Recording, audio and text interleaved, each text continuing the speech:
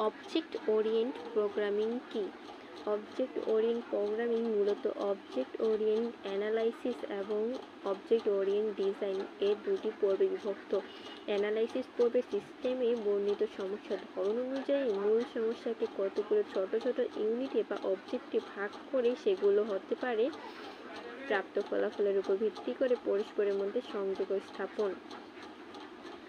আর design পর্বে analysis পর্বে ঘোষিত ক্লাস বা অবজেক্টগুলো পুনরালোচনা করে ক্লাস ডিপেন্ডেন্সি, ক্লাস হায়ারার্কি নির্ধারণপূর্বক ক্লাস মেম্বার ফাংশন এবং ড্রাইভার প্রোগ্রাম ইত্যাদি ডিজাইন করা হয়। পরিশেষে প্রোগ্রাম টেস্টিং এবং ডিবাগিং সম্পূর্ণ করে প্রোগ্রাম বাস্তবায়ন করা হয়। অবজেক্ট ওরিয়েন্ট অ্যানালাইসিসের ধাপসমূহ: 1. মূল সমস্যা বিশ্লেষণ এবং অনুধাবন করা। 2. ব্যবহারকারীর চাহিদা বর্ণনা করা। 3. ব্যবহার চাহিদা অনুযায়ী মূল সমস্যাকে ছোট ছোট অংশে অবজেক্ট ভাগ করা।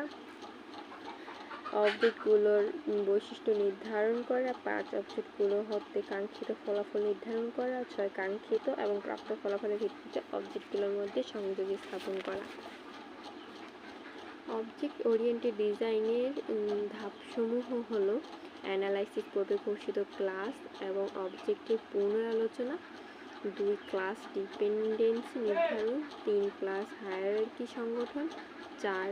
Class design. 5. Member function design. 6.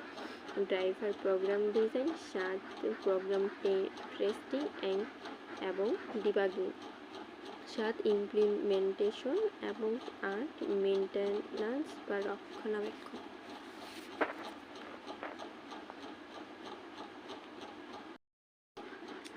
Object oriented programming ল্যাঙ্গুয়েজের নাম হলো: 1. C plus plus.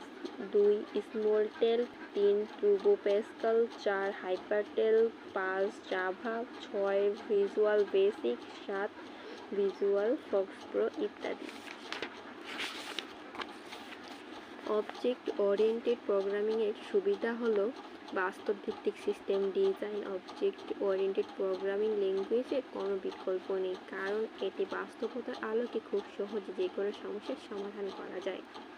এতে বড় কোনো সমস্যাকে ছোট ছোট অংশে ভাগ করে ভাগগুলোকে একত্র করে সমস্যার সমাধান করা হয়, ফলে ভুল ত্রুটি নির্ণয় করা সহজ। ডাটা হাইডিংয়ের মাধ্যমে প্রোগ্রামের ডাটা কিংবা প্রোগ্রামের সিকিউরিটি রক্ষণাবেক্ষণ করা যায়। ইনহেরিটেন্স সিস্টেম প্রয়োগ করে পুরাতন ক্লাসের পরিধি বাড়িয়ে নতুন ক্লাস তৈরি করা যায়। প্রয়োজনে যে কোনো সময় প্রোগ্রামের অতিরিক্ত ডাটা বা ফাংশন যোগ করা যায়। এজন্য সম্পূর্ণ প্রোগ্রাম পরিবর্তন করতে হয় না। সমস্যা ধরন অনুযায়ী এই প্রোগ্রামের নিজস্ব ডাটা টাইপ তৈরি করে এবং এতে কোনো সংখ্যক অবজেক্ট ব্যবহার করা যায়। প্রয়োজনে একই প্রোগ্রামের একাধিক ডাটা টাইপের অবজেক্ট ব্যবহার করা যায় এবং একই অবজেক্টকে বিভিন্ন রূপে ব্যবহার করা যায়।